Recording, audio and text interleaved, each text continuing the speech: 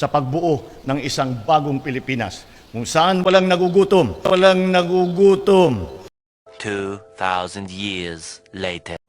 Nako, eto, yung mga nagugutom daw ngayong taon ay tumaas ng 14%.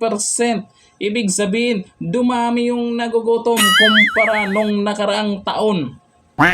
Ba't dumami? Di ba lagi sila bigay ayuda dito, ayuda doon? Ito si Martin Romualdez, masipag magbigay ng ayuda to. At marami pa rin nagugutom. Nako, ito ay basahin natin tong comment ng netizen kung anong nasasabi nila. Bakit mas maraming nagugutom sa taong to kumpara nakaraang taon? Ayon dito kay Nonoy, sayang boto namin sa'yo. Next, hindi na makakaloko ang Marcos. Bakit niloko ba tayo ng Marcos? Last na yan, kahit saan kanyo. Oy, nako, sabi ni Sarate, pag yan ang magpatuloy, gutom aabutin. Nako, nag-umpisa na nga. Simula na nga. Ng Pilipinas, kawawang mamamayan ni isa sa lahi nila, wag na natin iboto mga manggagamit. Oh, sino yung ginamit nila para manalo? Kilala nyo ba kung sino yung ginamit nila na alam nating marami talagang sumuporta tapos sinuportahan din sila dahil sa unity? At mambubudol mga sinungaling. Lalo na yan, tambok na yan. Ay, sino yung tambok? Wala yan nagawa sa lugar namin sa Leyte. Ay, yung tambok daw walang nagawa sa lugar sa Leyte. Ay, sino yun? Taga Leyte. Sabi ni Michael, puro papuri lang sa social media. Walang pakialam sa sitwasyon ng bayan.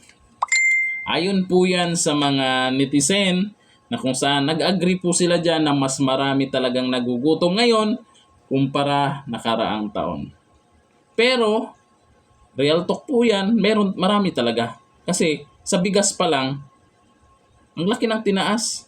Di ba dati may 30 plus pa lang, may 30 plus na bigas. Ngayon, magkano na? 60 plus, umabot na ng ganon. Ang laki ng tinaas. Sino ba namang hindi magutom sa ganyan? Kahit yung mga minimum wage, sabihin nila, magtrabaho kayo. Oo, marami pong nagtatrabaho ngayon, nagugutom pa rin. Magkano lang yung minimum wage? Bayad sa bahay.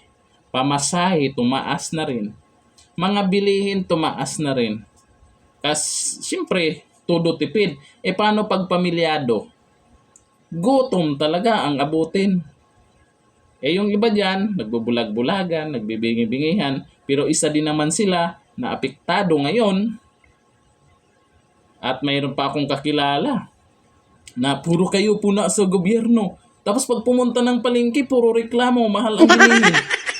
Mahal ang bigas, ba't mahal na ganito? Di ba? Sus talaga, puro kayo, magising na kayo. Ito, wala namang masamang manawagan tayo ng manawagan. Malay natin tulog yung nakaupo, gisingin natin.